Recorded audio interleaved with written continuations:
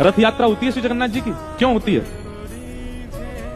इंद्रद्युम्न नाम का एक राजा था, ध्यान से सुनना। इंद्रद्युम्न नाम का एक राजा था, उसकी पत्नी का नाम था गुंडीचा। क्या नाम था? गुंडीचा। तो इंद्रद्युम्न राजा जगन्नाथ भगवान की सेवा करते थे, अपनी पत्नी सहित करते थे।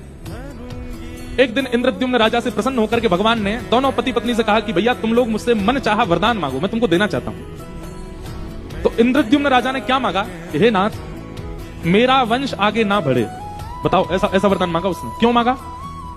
क्योंकि नाथ आपकी सेवा का अधिकार मुझे है, मेरे बाद मेरे पुत्र को, मेरे पुत्र के बाद उसके पुत्र को, उसके पुत्र को, उसके पुत्र को। कई बार देखा जाता है कि जब वंश परंपरा से अधिकार मिलता है तो कहीं ना कहीं जाकर के उस अधिकार का निर्वहन व्यक्ति भाव से नहीं करता।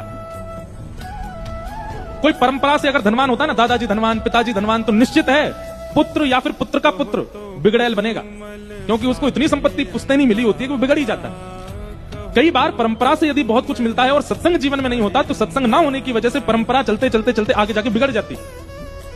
इंद्रद्युम्न राजा ने कहा कि नाथ आपकी सेवा का अधिकार मुझे, मेरे बाद मेरे पुत्र को, पुत्र के बाद उसके पुत्र को, उसके बाद कहीं ऐसे चलते चलते मेरे वंश में किसी को अभिमान ना हो जाए और आपकी सेवा में कहीं कुभाव ना आ जाए, इसलिए मेरा वंश यहीं रोक दो।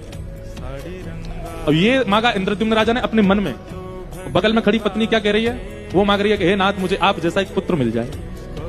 पति तो मांग रहा है कि मेरा वंश रुक जाए, पत्नी मांग रही है मुझे संतान की प्राप्ति हो।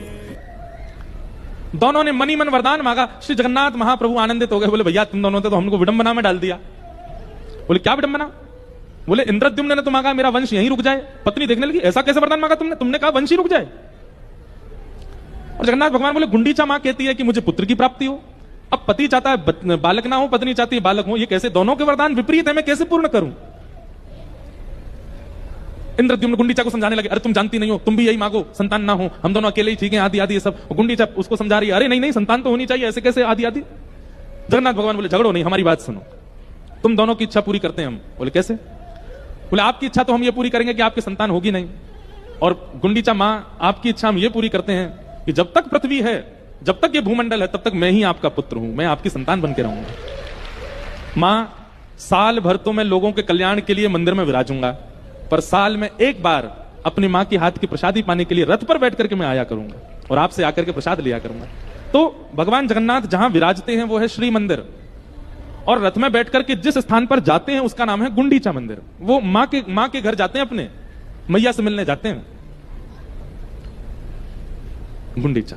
तो आपने नहीं मांगा लेकिन ठाकुर जी ने संबंध दे दिया, ये कथा का प्रभाव होता है।